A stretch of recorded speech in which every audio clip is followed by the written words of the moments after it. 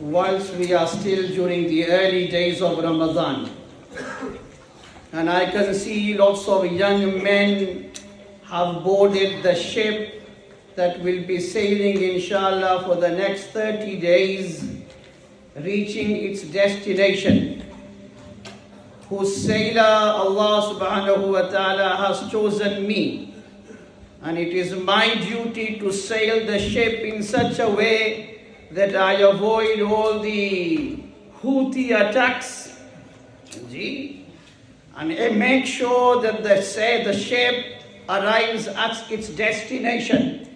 There are two types of Houthis, unfortunately. One are wanted Houthis. Some are wanted Houthis, and their attacks are wanted as well. Whereas others are unwanted Houthis. It's a different case today. Our mind is being played with. They decide the definition of extremism, and then they judge on those bases. And I've been saying this for years. Where are we ever going to get justice when criminals, the police and the judge are all the same people, are the same group, are the same gangsters? When are we ever going to get justice? And that's what exactly is happening now in the political arena. That is affecting the whole world. So yes, some are wanted Houthis and some are unwanted Houthis. I have to make sure that I avoid all the unwanted Houthi attacks, and our ship, I myself and yourself, we all reach our destination safely. Realizing my responsibility, let me share this very important message with all the young people. All young men, you must realize in the month of Ramadan, you don't stand alone in your fasting, in your suhoor, in your salat, in your tarawih.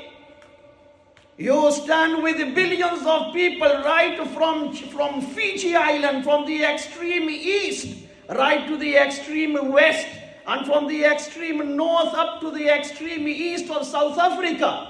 We stand together, and as I speak, every government building, i.e. the masjids, are flaring the flag of Ramadan and Iman and Islam. And every Muslim home has a flag flaring of Iman and Islam. And this is how you stand. Let us not all take every time these are only hyped up concepts. When I say Jibreel alayhi salam was here in Sheffield yesterday, and he has arrested and captured all the rebellious shayateen, you might listen to me and you say, yeah, whatever. You might assume that. No, it's a reality. That is true. No wonder we are all here in the masjid. Isn't that true? Only a day before, those same masjids, they were completely empty. Suddenly from Isha and Maghrib time, all those masjids everywhere around the world are jam-packed with people. What has happened? When we are so undivided, when we are so illiterate, when we are so defenseless, yet what has brought these thousands and millions of people into the masjids? And everybody has got same mindset, and everybody is looking forward to Ramadan. Surely something very special must have happened. And what is that? Jibreel alayhi salam capturing all the shayateens. See, you must believe in these things. I think many times you young people, you stay in your private bedroom upstairs and you've got the screen with you all the time. And you go to colleges and schools and everything where the maximum it goes is science and the theories of science. And and there is no mentioning of God, Allah, Nabi, Quran, and the realistic concept of life and death. You never get to hear that. Chances are your iman, especially in the invisible, becomes weaker and weaker and weaker and weaker. And you start doubting things. Where is Jibreel? And what's all this Jibreel? And what's this Laylatul Qadr? And all the angels come to the world and there are so many. And you start to doubt about these things. Wallahi, the more you stay in that room alone, without coming down and without taking your strides to the masjid, you will continue to remain in these doubts. And do you know what the hadith says? when a person is buried in the grave and he is asked, Ma dinuka, what was your deen? Mar rabbuka, what was your Lord? Wa ma taqulu fi hadha rajul, what do you have to say about this great man, gentleman, Nabi Muhammad sallallahu alaihi wasallam? For each time he say, la adri, I'm not sure, I'm not sure. So do you know what the angels say? Yes, you lived in doubt. Anta fi shakkin wa mutta fi shakkin. Yes, you lived with doubts and you died with these doubts. And they start now tormenting him. So where these doubts stem from? It starts from here. You don't come to the masjid and you've only got one track mind, and that is your studies or dunya and the entertainment, and this attacks your iman and your belief. But when you come out and you practice, for example, Ramadan, you now stand together with the ummah. Now all those doubts and shak because of your practice of sajda, your practice of standing in salat, your practice of fasting, your practice of holding the Quran is allowing all those misconceptions and all those thoughts and shaks and doubts that your mind had become befogged with, they suddenly disappear.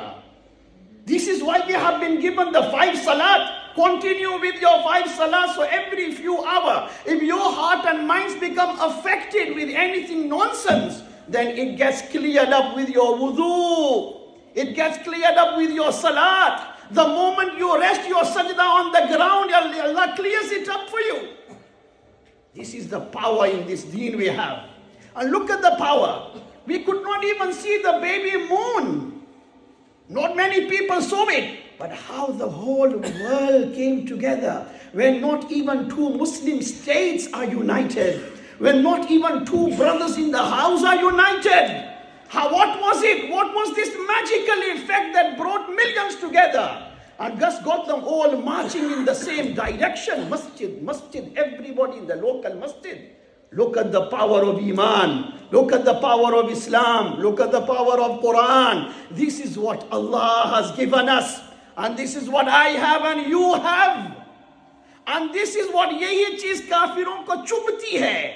This is something they cannot tolerate. And they are now, their minds are they're finding, they don't know the ways how to take this iman away from you. They attack madrasas, maybe it's madrasa, maybe it's tablighi markaz, maybe it's this, maybe it's this jihadism, maybe it's this.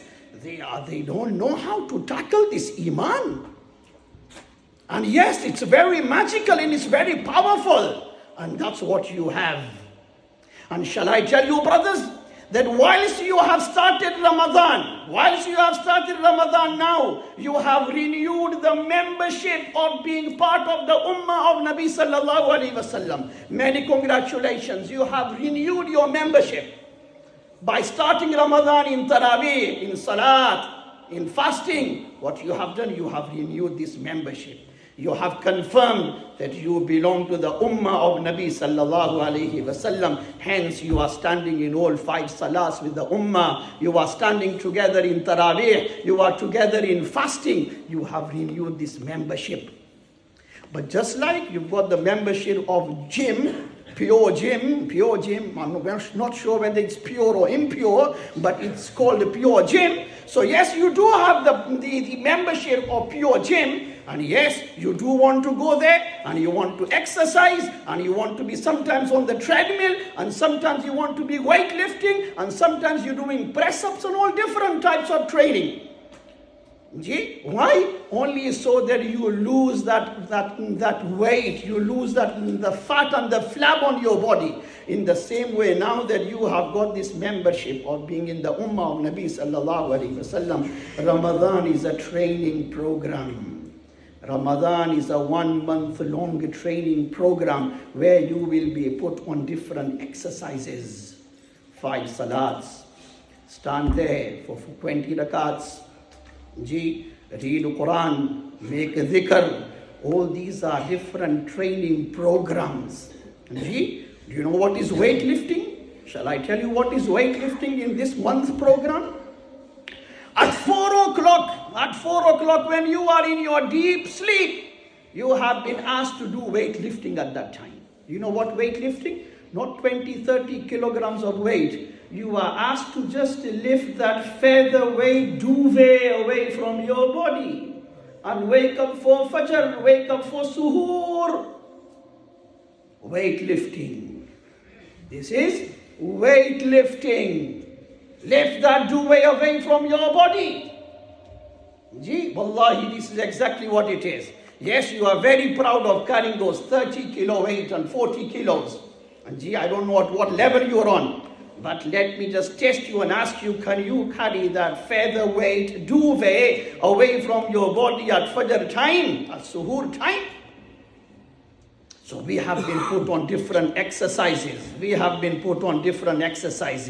Shall I ask you all young men here, continue. Wallahi, continue. If your Ramadan is good, wallahi, and each Ramadan is good, slowly you will see your Jummahs will begin to become better. Once your Jummah becomes perfect and good, slowly your each day will begin to become better. But if the days get worse, Jummah will get worse. If Jummah gets worse, your Ramadan will get worse. If your Ramadan gets worse, then believe me, then your Iman is slowly just dying away and you're not even realizing, because there is no importance of Iman in the world. And you won't even realize, and you might even die with weak Iman or with no Iman. And you might be buried with weak Iman, and you might be raised and you will be resurrected on the day of Qiyamah with weak Iman along with the kuffar. You've got one camp where they are true believers who you didn't like. You thought they were madmen, they were maniacs in their deen, and they were extremists and so on, and they were crazy people. Long beards, jubbas, amamas, masjids and so on, and that's the only thing they knew. You realize they are in a different camp altogether. That starts with Ramadan. With people on your level, Ramadan is very important. Our Nabi sallallahu alayhi wa sallam has said, wa Ramadan ila Ramadan kaffaratun lima baynahun. If you have one good Ramadan and then you have another second good Ramadan, all the minor sins committed between the two Ramadan are all forgiven. Majtunibatil kaba'ir, for as long as you have refrained from major sins. From last Ramadan, from this Ramadan, all minor sins forgiven? Yes, that's what Nabi alayhi salatu wasalam has said. So let us be together. Yes, it's going to be a big sacrifice. Yes, you'll sweat yourself out. Just like you sweat yourself out in gym, you will be sweating yourself out here in YMA gym, in 20 Tarawih. You'll be sweating yourself out, yes. But just as you are happy to carry out that exercise, even though you're huffing and puffing, you're still happy to carry those exercises out. In the same way, you should be just proud of carrying these exercises, hectic exercises also. In fact, you should be more happy because this is offloading you and taking away and taking that spiritual flab away from you, which is more detrimental, which has more side effects. So you should be proud. So let's stand together for all 30 days. And I tell you, young men, wallahi, Ramadan is more important and is more fruitful, more productive for those people who count themselves as big sinners. Oh, I'm nothing, I've committed I'm such a bad boy, whatever. Ramadan is more important and more fruitful for them than anybody else. So Ramadan has come for you. If you think you're a bad boy and you're a bad girl, Ramadan has come for you. It has come to rescue you. Take it with pleasure. So brothers, inshallah, my request to you all, brothers, until the 30th day. And inshallah, if the sincerity is there, this will also continue beyond 30 days. It's not that we want to forget masjid after that. And we are living in very difficult era. In the times of fitna, during the times of fitna, protection of iman is required. And when you have this iman, you will be able to save yourself and save the ummah. If you don't have this iman, we will lose everything. May Allah subhanahu wa ta'ala grant us all great spirit of iman and Islam. Illuminate our hearts with iman and Islam. May we live with iman and die with iman.